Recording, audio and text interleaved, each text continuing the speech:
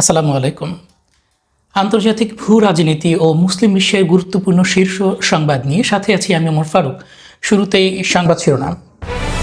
Iran ইস্যুতে শক্ত পদক্ষেপ চাইছেন মার্কিন প্রেসিডেন্ট ডোনাল্ড ট্রাম্প।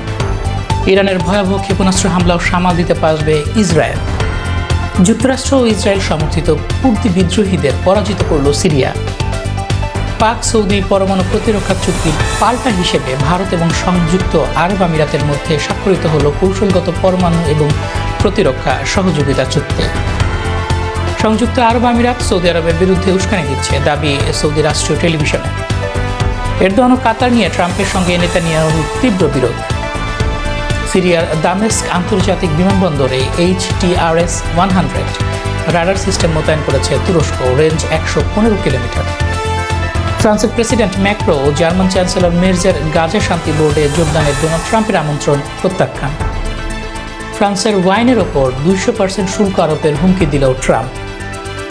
গ্রিনল্যান্ড ইস্যুতে ট্রাম্পের শুল্ক হুমকি, পাল্টা পদক্ষেপ নিতে প্রস্তুত ইউরোপ। গ্রিনল্যান্ড দখলে সামরিক শক্তি ব্যবহারের ইঙ্গিত ট্রাম্পের। এতক্ষণ শুনছিলেন শিরোনাম, এবারে বিস্তারিত। ইরান ইস্যুতে শক্ত পদক্ষেপ চাইছেন ট্রাম্প।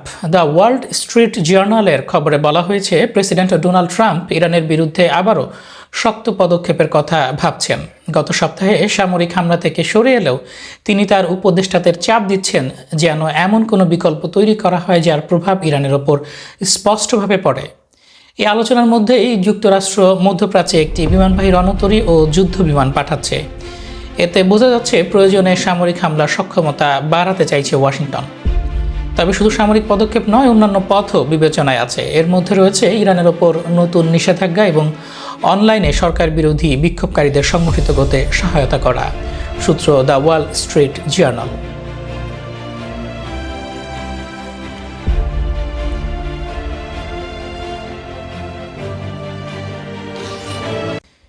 ইরানের ভয়াবহ ক্ষেপণাস্ত্র হামলাও সামাল দিতে পারবে ইসরায়েল। ইসরায়েল যুক্তরাষ্ট্রকে জানিয়েছে, ইরান যদি সর্বোচ্চ মাত্রার ক্ষেপণাস্ত্র হামলাও চালায়, প্রায় 700টি ব্যালিস্টিক ক্ষেপণাস্ত্র একসাথে, তবুও তা সামাল দেওয়ার সক্ষমতা ইসরায়েলের আছে। ইসরায়েলি কর্মকর্তাদের মতে, যদি এর ফল হিসেবে তেহরানের শাসন ব্যবস্থার পতন ঘটে, তাহলে সেই ক্ষয়ক্ষতি গ্রহণযোগ্য। ইসরায়েলি নেতৃত্বের যুক্তি হল, 2025 সালের যুদ্ধে ইসরায়েলের বিমান প্রতিরক্ষা ও ক্ষেপণাস্ত্র প্রতিরক্ষা ব্যবস্থা তার কার্যকারিতা প্রমাণ করেছে। সেই অভিজ্ঞতার ভিত্তিতেই তারা মনে করছে বড় ধরনের ইরানি হামলাও প্রতিহত করা সম্ভব। ইসরায়েলের দৃষ্টিতে সম্ভাব্য ক্ষয়ক্ষতির তুলনায় ইরানের বর্তমান শাসন ব্যবস্থার পতন কৌশলগতভাবে অনেক বেশি গুরুত্বপূর্ণ এবং দীর্ঘমেয়াদে তা দেশটির নিরাপত্তার জন্য লাভজনক হবে। সূত্র ওয়াইনেট। 2026 সালের জানুয়ারির বর্তমান সময়ে সিরিয়ার পরিস্থিতি অত্যন্ত নাটকীয় এবং গুরুত্বপূর্ণ মোড় নিয়েছে। বাশার আল আসাদের পতনের পর দেশটিতে যে নতুন রাজনৈতিক বিন্যাস তৈরি হয়েছে তা এখন একটি চূড়ান্ত পরিণতির দিকে যাচ্ছে। সিরিয়ার বর্তমান যুদ্ধের প্রধান দিকগুলো তুলে ধরা হচ্ছে। সরকার বর্তমানে পুরো সিরিয়াকে একটি কেন্দ্রীয় শাসনের অধীনে আনার চেষ্টা করছে।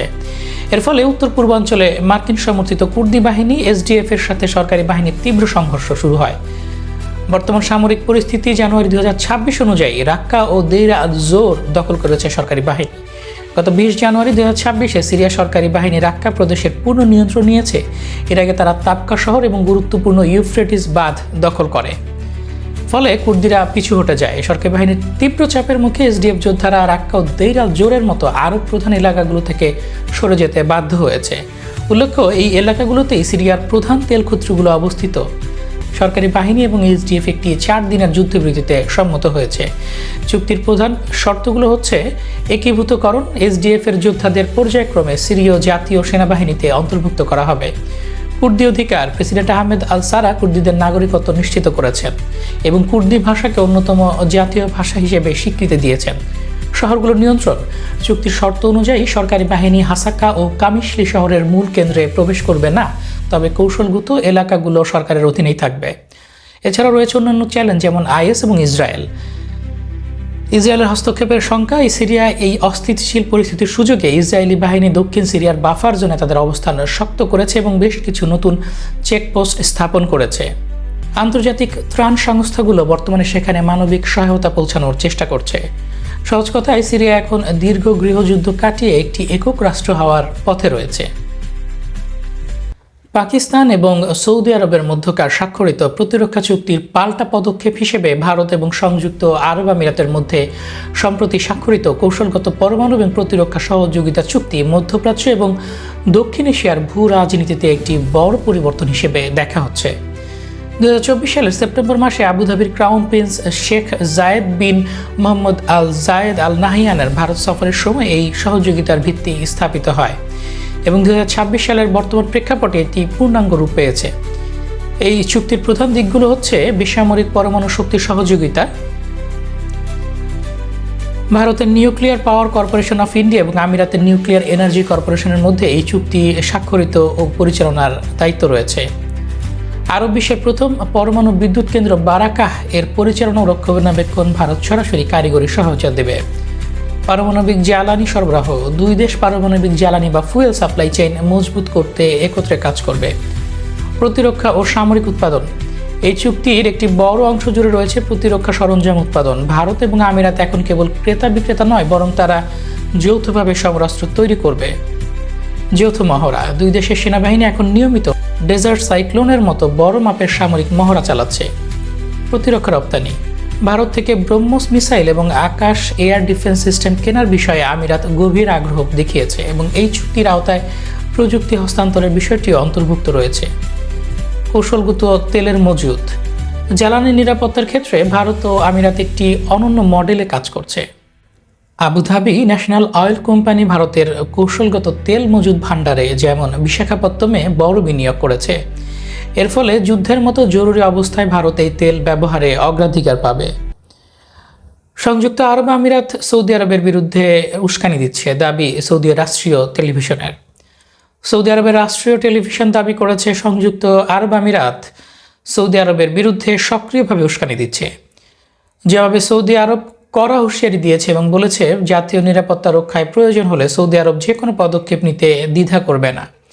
প্রতিবেদনে বলা হয় আবুধাবি বেশ কিছু অভিযোগে অভিযুক্ত, যেমন ইয়েমেনি পলাতক নেতা আইদারুস আল জুবাইদিকে গোপনে সরিয়ে নেয়া, সৌদি বিরোধী বিক্ষোভে সমর্থন দেয়া এবং রিয়াদের বিরুদ্ধে গণমাধ্যমে উস্কানিমূলক প্রচারণায় জড়িত।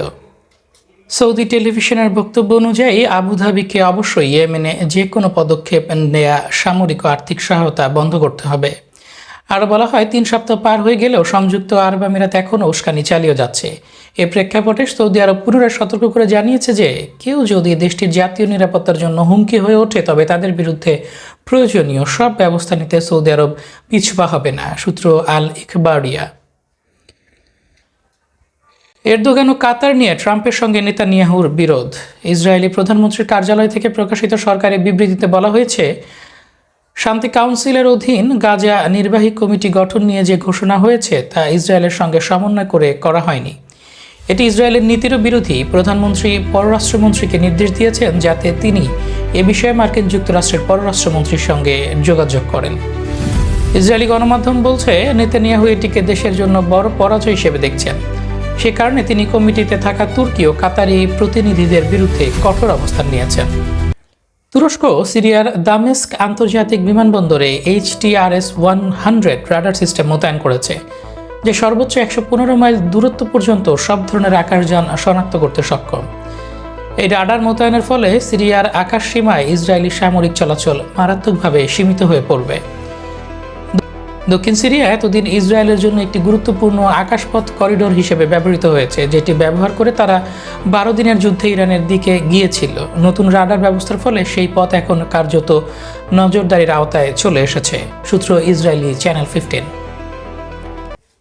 ফ্রান্সের প্রেসিডেন্ট ম্যাক্রো ও জার্মান চ্যান্সেলর মের্জকে গাজা শান্তি বোর্ডে যোগদানের আমন্ত্রণ জানিয়েছেন মার্কিন প্রেসিডেন্ট ডোনাল্ড ট্রাম্প। তবে উভয়ই ট্রাম্পের এই আমন্ত্রণ প্রত্যাখ্যান করেছেন বলে জানিয়েছে ব্লুমবার্গ। এরপর ফ্রান্সের ওয়াইনের ওপর 200% শুল্ক আরোপের হুমকি দিয়েছেন ট্রাম্প। ট্রাম্পকে প্রশ্ন করা হয়, আপনি কি পুতিনকে গাজার বোর্ড অব পিসে যোগ দিতে আমন্ত্রণ জানিয়েছেন? ট্রাম্প উত্তর দেন, হ্যাঁ, তাকে আমন্ত্রণ জানানো হয়েছে। প্রশ্ন করা হয়, ম্যাক্রন বলেছেন তিনি বোর্ড অব পিসে যোগ দেবেন না, এই বিষয়ে আপনার মতামত কি? ট্রাম্প বলেন, সে কি এটা বলেছে? আসলে কেউই তাকে চায় না, কারণ সে খুব শিগগিরই ক্ষমতা থেকে চলে যাবে। আর যদি সে বিরূপ আচরণ করে তাহলে আমি তার ওয়াইন ও শ্যাম্পেনের ওপর 200% শুল্ক বসাবো, তাহলেই সে যোগ দেবে। দর্শক, এই ছিল এখনকার মতো সর্বশেষ সংবাদ। আমাদের পরবর্তী সংবাদ পেতে লাইক, কমেন্ট, শেয়ার এবং সাবস্ক্রাইব করে সাথেই থাকুন। আল্লাহ হাফেজ।